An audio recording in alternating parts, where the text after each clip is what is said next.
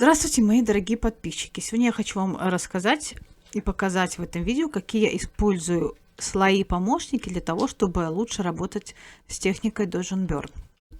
Значит, что я сначала делаю? Я сначала делаю две копии слоя. То есть я их делаю при помощи горячих клавиш Ctrl плюс J. Или кто работает на Mac, это Command плюс J. То есть я делаю две копии. Либо вы можете слой Background перенести сюда и на этот плюсик. То есть вы сделаете копию раз, ну и как бы два раза. Но я это делать не буду. Я просто удалю его. То есть у меня вот так получилось.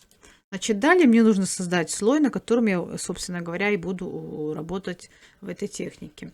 Значит, я буду работать на сером слое. Как его сделать? Мы идем в слои, в наше меню, Layer, New Layer, либо горячие клавиши Shift, Ctrl плюс N. На Mac будет Shift, Command плюс N. Нажимаем. Выбираю режим Soft Light, это мягкий свет. Ставлю галочку «Залить 50% серым цветом». То есть вы можете эту галочку, в принципе, не ставить, то есть на конечный итоговый результат это никак не повлияет. Нажимаем ОК. Вот получился у нас серый слой. Значит, далее мне нужно обесцветить фотографию, то есть сделать ее черно-белой. Это для удобства, чтобы меня не отвлекал цвет. Значит, я иду в корректирующие слои. Я для себя как-то, я пробовала разные способы и через Black and White, и Channel Mixer, но мне больше всего понравилось работать через карту градиента. Значит, мы заходим сюда в меню. Значит, я иду в базовые, выбираю черно-белый. Иногда бывает здесь стоит не черный, а коричневый цвет. То есть, ну, можно поправить. Но у меня все нормально здесь. Значит, ок. Значит, далее для того, чтобы лучше проявить недостатки, значит, я вызываю также меню с корректирующими слоями и выбираю кривые. То есть при помощи кривой я буду настраивать видимость пятен. То есть, ну, подбирайте под свои фотографии, чтобы лучше они проявились. Например, если мне нужно на лбу, например, затеняю вот так вот, видите, пятна, но не обращаю внимания на остальное. И вот так поправляете и смотрите, то есть настраиваете.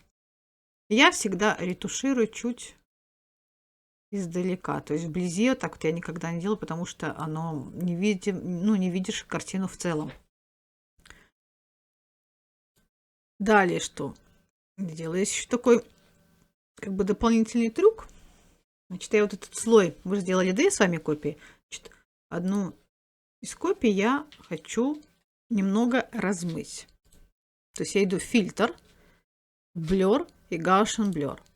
И размываю, ну, чтобы пятна, они так как-то видно больше, что нужно убирать. Ну, 7-8. То есть можно больше, смотрите по своей фотографии. Окей, потом, естественно, после того, как вы сделаете работу, вы этот слой удаляете. Это как тоже как слой-помощник. Значит, переходите на слой с серым. И, значит, выбираете кисточку. Я работаю с кисточкой черно-белая. Переключаете, если на горячих клавиши горячие, это будет X. То есть надо черное, вы нажали X на клавиатуре, у вас появился черный. Надо вернуть белый, возвращайте. То есть это очень удобно. Opacity я всегда ставлю на 100. Flow у меня в районе 1-2, то есть в зависимости от фотографии. Бывает, что и 2 очень много. Но я обычно начинаю с 1% и потом смотрю.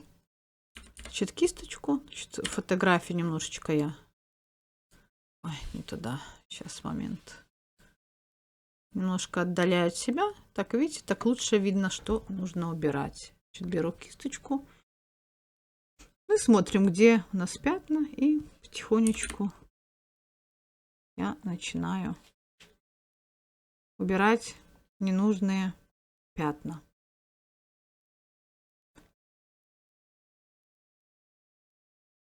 Это очень такой долгий процесс. Он не занимает мало времени. То есть надо посидеть, поработать. То есть она требует очень нормальной усидчивости.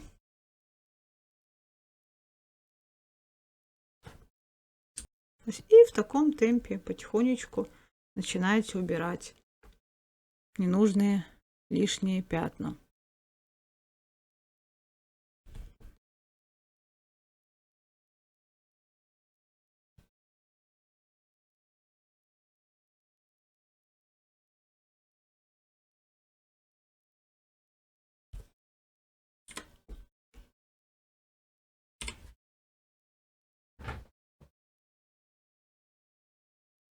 Вот тут на бороде пятна у нас.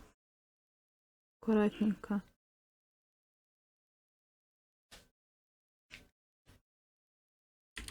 То есть, видите, здесь вот белое пятно. Я его немного кисточку поменьше и закрашиваю.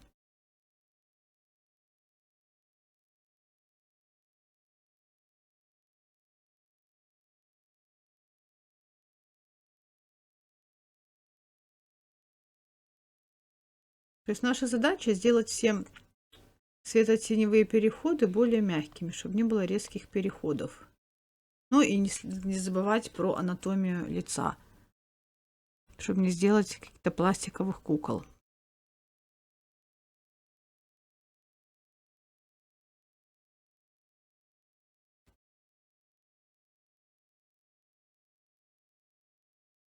Ну и потом, соответственно, когда хотите проверить, это все выключаете, например, было, стало. Ну, видите, тут еще много работы. Значит, можете этот размытый слой чуть больше, чуть меньше сделать размытости, если вам не нравится. Ну, например, если вы не очень видите пятна, вам так неудобно. Можете этот слой тоже не использовать размытый, как удобно. Я вам показываю, как делаю я. Ну, короче, и так далее. Вот так я работаю со всей фотографией. В основном сначала убираешь темные пятна и, в частности, больше работаешь белой кисточкой, чем черной.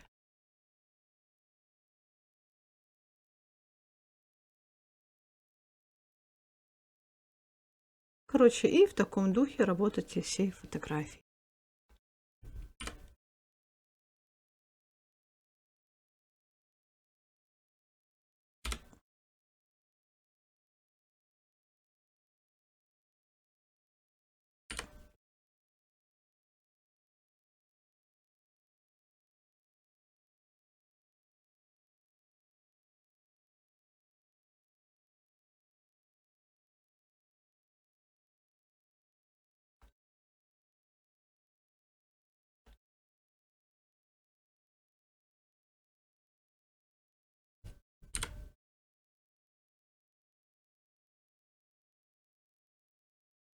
Поэтому вы также используйте такие слои в своей работе.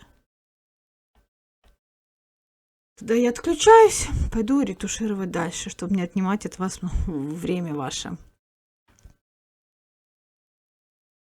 Если вы захотите увидеть конечный результат, пишите в комментариях, а с вами поделюсь потом или в коротком ролике, какой получился результат, какой был до и какой был после. Всем пока!